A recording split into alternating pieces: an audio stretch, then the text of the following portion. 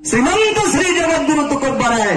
जी शब्द वापरतात आदरवाचक शब्द आहे. जी नवऱ्याला जी म्हणणार बाई आहे का हातवरी कर बरं म्हणते. तिच्या चपलाचं मंदिर बांधितो मी.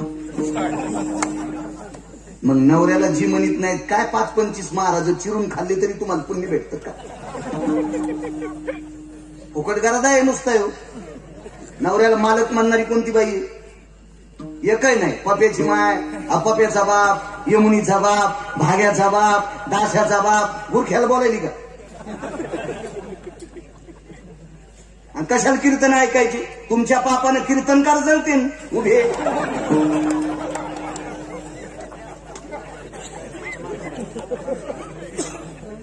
कशाला सत्य करायचे? सत्य करायचे कशा करता? महाराज श्रीमंत करण्यासाठी. तुम्ही असे सोनाराच्या नळीवाणी नळी फुंकिली सोनारे इकडून तिकडे गेले वारे. मी सुरुवातीला सोंबाळलोय तुम्हाला, पण तुम्हाला माहीतच नाही किती रगिले होते. मी त्या सप्त्याला मोठा म्हणेल. उद्या 25 पोरांना आदरणीय गुरुवर्य या महाराष्ट्राच्या मातीमध्ये गायीची सेवा आणि मंदिराचा जीर्णोद्धार करणारा महात्मा, मायबापानं सोडून दिलेले मतिमंद लेकरं, ज्यांच्या कोपऱ्या कापऱ्याला आळ्या पडल्यात, अशा लेकरांसाठी कीर्तनाचे रामायणाचे पैसे पुरवणारा महात्मा, त्या महात्म्याच्या हाताने उद्या 51 पोरांना माळी घाला. तुमच्या सप्त्यातली माती चाटू तुम्ही. माती त्या मंडपातली माती चाटतो तर सप्ता मोठा झाला. उद्या 5 पोर बाबाच्या हाताने 51 पोरांना माळी घाला. 51 पोरांना गिरगावच्या बाळूची शपथ आहे तुम्हाला. तर तुमचा 50वा गोड झाला असं समजायचं. नाही तर काय करायचं? फक्त तुमचं अन्नदान कामाचे, बाकी फक्त तुम्ही आम्हाला श्रीमंत केलं खपक्या पाकिट देऊन. तुम्ही काय घेतलं? तुमचं तेल गेलं, तूप गेलं, आणि हाती धुपाटणं आलं. कशाला करायचं आगाऊपणा? इथं बसलेल्या 105 बायकांनी तंबाखू सोडा तर सप्ताह सफल झाला. नाही तर कवडीचं पुण्य नाही तुम्हाला, कवडीचं पुण्य नाही. 105 बायकांनी. मी 5 पोर बाबांना सांगतो, तंबाखू सोडणार बायकाला उद्या पाया पडू द्या. आणि तुम्ही सुद्धा नोंद करा कोणत्या कोणत्या सोडणार आहेत. आणि त्यांनी सांगा, महाराज आज तुमच्या पायाची शपथ घेऊन सांगतो उद्यापासून तंबाखू खाणार नाहीत. 105 बायकांनी. आणि नाहीच जर सोडली तर सुनायला विनंती करतो, झालेलं पोरग 5 वर्षापासून म्हातारीला दाखवायचं नाही. कारण तंबाखूचा इतका घाण वास असतो मला माहितीये. मी मसळ मेली 90,000ची. हो, 90,000 रुपयाला मसळ आणली सोमनाथ राजे. 90,000ला.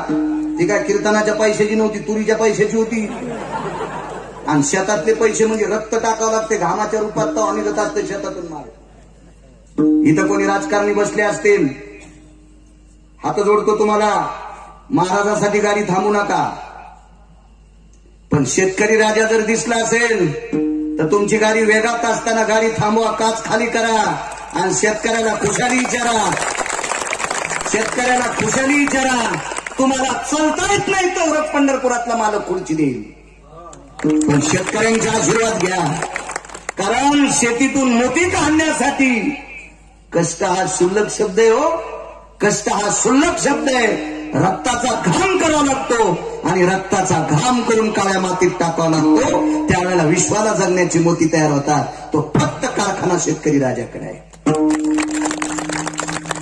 आणि त्या तुरीचे पैसे 90,000 रुपये दिले, मसड आणली. मी रगील माणूस आहे, बाजारात दूध काढलं. हो, नाही तर मसडा विकणार लय माणसं काय करतात माहितीये का? ते बिबे असे इस्त्यावर टाकते आणि म्हशीच्या कासाच्या खालून धरते धोपण. त्या बिब्याचा वाफारा द्यायला की कास सुजती. घेणार येळपट असल्यावर ते म्हणतो लय खपक्या कासेकडे सुजलीन सुंगळ्या.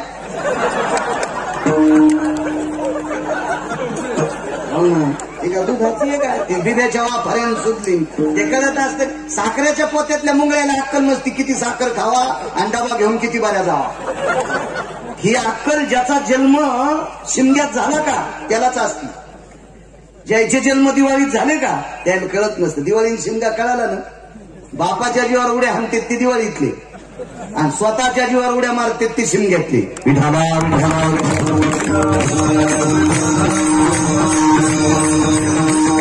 सकाळी सकाळी 6:30ला बाजाराला गेलो मंड्याच्या. काढा म्हणलं धार, 9.5 लिटर दूध निघलं. मी म्हणलं रात्री आणि काढलं नसल म्हणून दोन्ही टायमाचं 9.5. पैसे देऊन टाकले. ठरलं. त्याला सांगितलं 7 वाजता तोड. म्हणलं महाराज लांब जायचंय, माझ्या गाडीने सोडीन तुला, पण 7 वाजता बाजारात थांब. 7:15ला पुन्हा धार काढली. 9.5 लिटर, 90,000. पोरी 500 इनाम. मसड घरी आणली. पोरायची माय म्हणजे मोठी मसड आहे. पोरायची माय म्हणजे बायको. तुम्ही कोणा विचारता नाही, कोणाला म्हणलं पोरायची पण उगा घामे असा तुम्हाला. म्हणलं चांगली मसड आहे, एकी जाऊ नको दूध, जितकं लागन तितकं लेकरायला. आणि कोणी वारकरी आला त्या चहा करी जाई येड्यावानी, हात नको आखडी जाऊ, हो पॅरालिस होईल एखादीशी. इतकी येडपट नाही माझी बायको. तुम्हाला राग येईल म्हणून तिच्यावर घेतलं, पण तुमचं दळायलो हे ध्यानात ठेवा.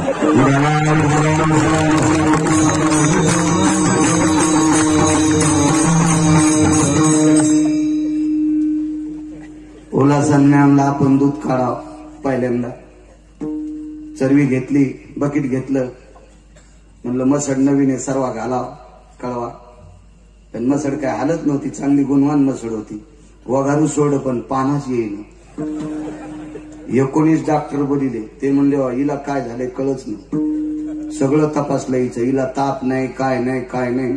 पाना कस काय सोडीन. एक वयस्कर डॉक्टर होतं. ते म्हणलं महाराज एक पर्याय, तुमच्या शेजारी कोणी तंबाखू खातं का? मी म्हणलं हो, आमच्या भावकीतलीच बाई आहे. आणि म्हणलं ती अशी खाती, संध्याकाळी झोपताना खातीन पाहत थुकती. असं काही माणसं आहे, तो झोपताना तंबाखू विकत होते आणि सकाळी उठल्यावर थुकते. बापरे, इतकं तंबाखू प्रेम. आणि ती बाई त्या दिवशी शेण आणायला गेली. तिच्या तोंडाचा वास घेतला तेव्हापासून मशीन पानाच सोडला. खरडेलं उदाहरण सांगतो. मग 90,000 रुपयाची मसड किती मोठी असेल हो. मग तंबाखू खाणार बाईच्या तोंडाचा मशीन वास घेतला तर ती पाना चोरी. ती तर 1-1.5 वर्षाच्या लेकरानं तोंडाचा आजीच्या वास घेतल्यावर त्याला किती चक्रा येते हो. आणि त्याला लहानपासून विष खाची सवय लागल. ते पाणी टाकून पिणारच नाही मोठ्या पाणी.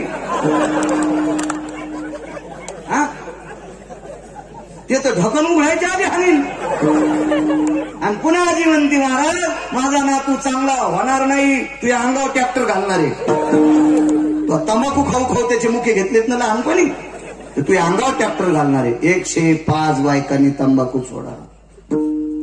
गिरगावकर तुमच्या छपला सगळं पाया पडतोय. 105 बायकांनी. 5 पोर बाबाला सांगा आम्ही तंबाखू आजपासून सोडली. हे पुण्य लागेल माझ्या माईनं. तेव्हा ज्याच्या पोरानं व्यसन करू नये असं बापाला वाटतंय, बापानं पण बिड्या नाही फुकाव. कारखान्याचं बॉयलर पेटल्यावानी जेवण झाल्यावर थुत्रा दिस तुला पुन्हा म्हणतो महाराज पोरग भयकल नाही तुला वाजिणार लायकी नाही आपली. आपण व्यसन सोडा. कशासाठी सपते, कशासाठी सपते. चला पुढे. माझं घरात प्रभू रामचंद्र आहे इथपर्यंत आलतो ना. मालक, ज्याच्यामुळे तुमच्या आणि माझ्या मधातला दुरावा दूर झाला, मला तुमची आणि तुम्हाला माझी भेट ज्यानं करून दिली त्याचं नाव आहे मारुतीराय. त्या मारुतीरायला आपल्या दरबारात खुर्ची असा. ठीक आहे, 15 दिवस मुहूर्त लांबीला. मुहूर्त करायला घरचीच माणसं होते. महर्षी वशिष्ठ घरचे माणसं होते. महर्षी वशिष्ठ काढला मुहूर्त पुढचा. 15 दिवसामध्ये स्वर्गातली लोक आमंत्रित केली. षष्ठी श्रेयचे महाराज आमंत्रित केली आणि कसलं सिंहासन टाका मारुतीरायला सिंहासन तयार केलं. त्या सिंहासनाला हत्तीच्या दाताचे पाय बसले. हस्तिदंत सुवर्णाची तपकडी आवडली. आसनवरी काय टाका पांघरून, म्हणजे राजहंसाच्या पंखाची गादी टाकली. राजहंसाचे पंख का वापरले, मोराचे नाही वापरले. मोराचे पंख फक्त 2 गोष्टीसाठी पंढरपुरातल्या मालकानं त्या पंखाला प्रियता दिली. एक, इंद्र ढस ढस ढस ढस रडत होता म्हणून 33 कोटी देवाचे. याचा विस्तारपूर्वक सांगत नाही, फक्त मोजकं सांगतो. आणि सगळ्या गोळ्या घेतल्यावर रिॲक्शन येत असते. त्याच्यामुळे काही बाकीच्या पण घेत जा. एकट्याच गिरगाव करायला कशाला दळीता. त्या इंद्रा मयुराच्या रूपात होता. फार मोठी कथा वेगळी, म्हणून ते पंख पंढरपुरातल्या मालकानं द्वापार युगात माथ्यावर घेतलं. माथा शोभे मयूरपिंछाशी सुंदर सुशोभत होत. महर्षी व्यासांची विनंती केली, इंद्राने मयुराच्या रूपात मी चुकीचं काम केलं, याबद्दल मला माफ करा. विश्वात प्रत्येक मयुराकडे पाहत असताना शापात्मक पापात्मक दृष्टीनं पाहतोय, प्रभू मला माफ करा, विश्वातले ज्ञानी तुम्ही आहात. इंद्राला होकार दिला आणि महर्षी व्यासांनी मयुराचं पंख घेतलं आणि विघ्नहर देवता गणपती बाप्पाच्या हातात दिलं आणि गणपती बाप्पाला सांगितलं, या पंखाने आता महाभारत लिह. 1.25 लाख श्लोकाचं महाभारत लिहिलं. 1.25 लाख भारत केले निर्माण, तया प्रति प्रश्न केला जन्मे जयान. समूळ सांगा मजला पूर्वज कथन, जय देव जय श्री पांडवा, धर्म भीम अर्जुन नकुल सहदेवा. 1.25 लाख श्लोक मोराच्या पंखाने लिहिले. चला अजून कुठं कुठं मोराचं पंख प्रिय ते पुन्हा कधीतरी बघू. एरवी कुठलाही पंख अंगाखाली घ्यायच्या पात्रतेचं नाही. राजहंस का निवडला? या भारतीय संस्कृतीमध्ये भारत देशामध्ये 6 पक्ष्यांची वर्णी आली. 6 त्याच्यातले 4 नाव मला आत्ता पाठ आहे. 2 पाठ व्हायचे राहिले. मी करणार पाठ येणाऱ्या पावसाळ्यात. नाणवाऱ्याच्या सोहळ्यात गेलं की घेऊन जात असतो ग्रंथ, दिवसभर चालायचं, संध्याकाळी घंटा अर्धा घंटा वाचायचे. त्याच्यात ते 2 पक्ष्यांची नाव वाटेल. पण आज एकच सांगतो, तो त्या 6 पक्षापैकी एक पक्षी आहे, काही पण खात नाही, त्याचं नाव आहे राजहंस.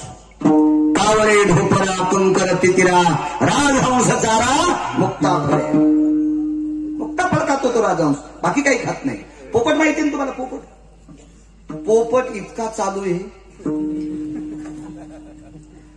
अर्घे नावाच्या कालीनं गावरान मदानं 6 महिने जर त्याची जीभ घासली, रोज सकाळी 2 मिनिटं 4 मिनिटं त्याची जीभ घासायची पोपटाची, तो तर धरायचं दाबून आणि त्याच्या जिभेला मध लावून अर्घे नावाच्या कालीनं त्याची जीभ घासायची. 6 महिन्याच्या नंतर पोपट म्हणते, राम राम पाहुणेराव, या पाहुणेराव असं म्हणतो पोपट.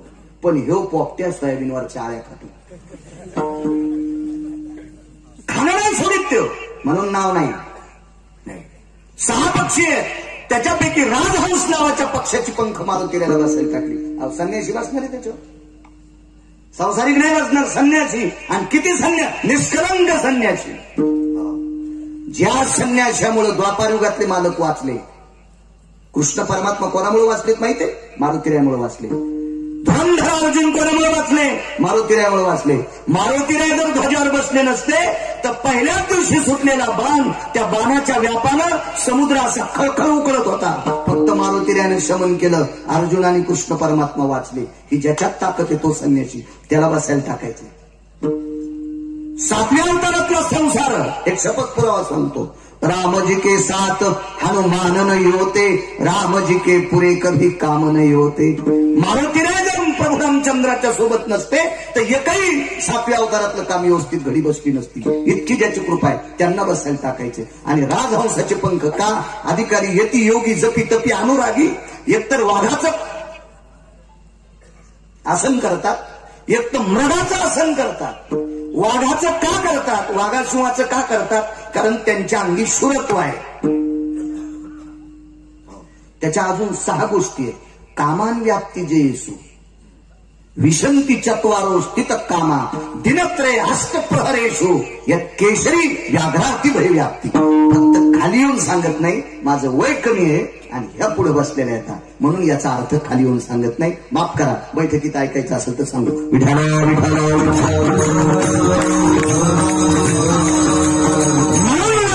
शिवाचं कातार साधून अधिष्ठीन केलं. हरणाचं का केलंय शिवाजी बुवा?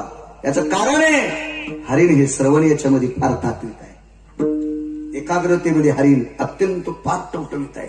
त्याचं कारण अजून 3 गोष्टी आहेत. एक सांगितली, त्याच्याकरता हरणाचं चामडं वापरत असतात. आणि फक्त राजहंसाच्या पंखाची गादी का? राजहंसाचे पंख काम संपल्याच्या नंतर पडते. जोपर्यंत काम त्याच्या अंतःकरणात आहे का तोपर्यंत पंख पडत नसतात. ऋतू एक ऋतू ठरलेला आहे 6 ऋतूपैकी. त्या ऋतूच्या 4 दिवसामध्ये राजहंसाचा कामनेचा काल असतो.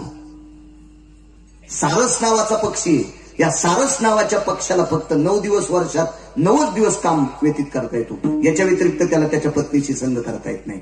कावळ्याला जीवनात फक्त एकदाच पत्नीशी संग करता येतो, याच्या व्यतिरिक्त करता येत नसतो. कधी कधी वाची जाण पुराण भुंगऱ्याला चॅटिंग करता मोबाईलवर तुम्ही 3-3 वाजतो, जे सकाळी पाणी नेत नाहीत त्याला. आणि काय फायदा आहे त्या नालायकाला चॅटिंग करून?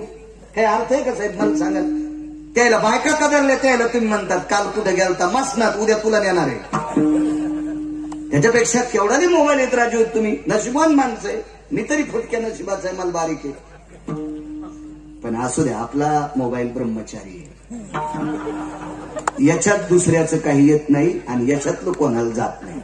तुमच्या मोबाईलचा लय बेभरोसा. चुकीचं बटन दाबल्यावर जे जाऊन पण दुसऱ्याला जातं. त्याच्यामुळे आपलं बरं घ्यायला काय, माझ्याकडे पैसे भरपूर या. मी मसड 90,000ची घेतो म्हणल्या, मोबाईल केवढ्याचा घेईल. पण आता म्हातारपणी मला गाऊन घालायचा नाही.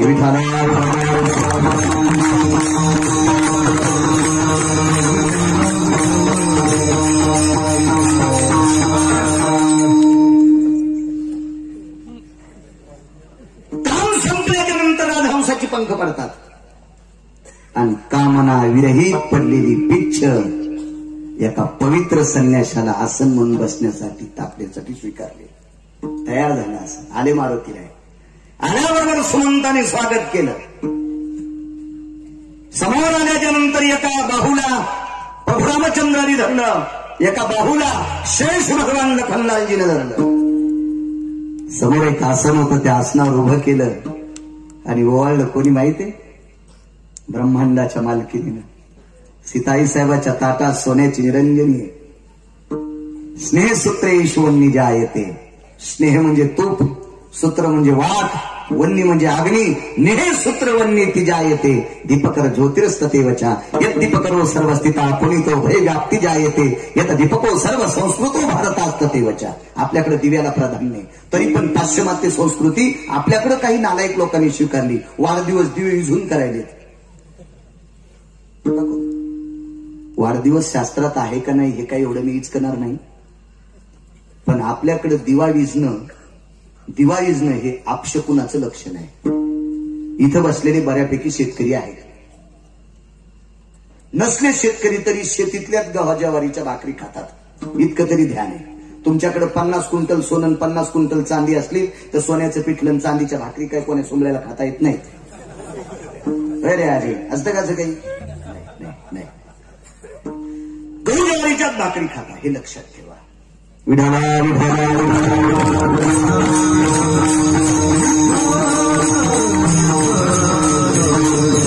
शेतकरी राजा आता हे हार्वेस्टर निघले, तसंच रानात घालणं ते भरलेलं तसंच आरतीत नेऊन रिचीनं.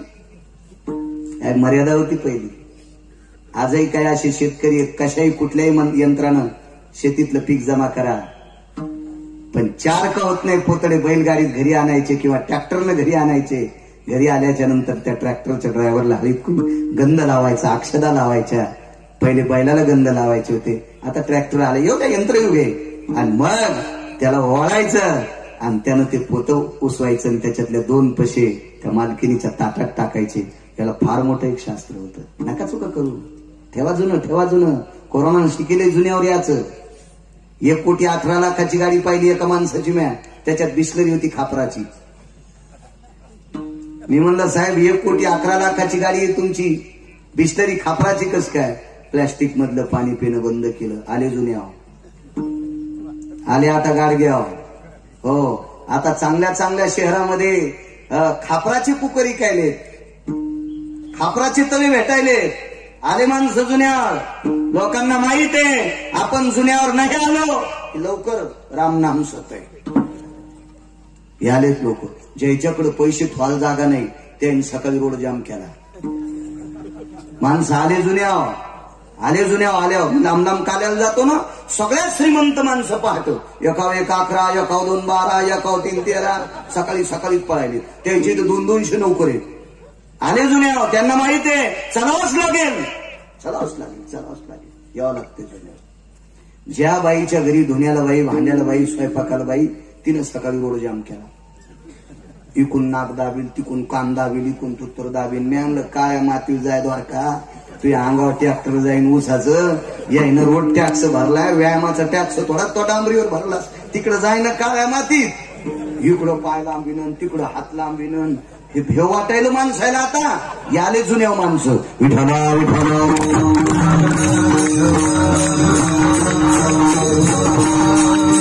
असं दिवाळीचं जाऊ नका, करा वाढदिवस पण दिवा लावून करा. आपल्याकडे जन्माला आल्यावर पुन्हा दिवा, आगा सटवीची राती नवी संमीजे वाती. आजही पश्चिम महाराष्ट्रामध्ये 5वी करण्याची पद्धत आहे.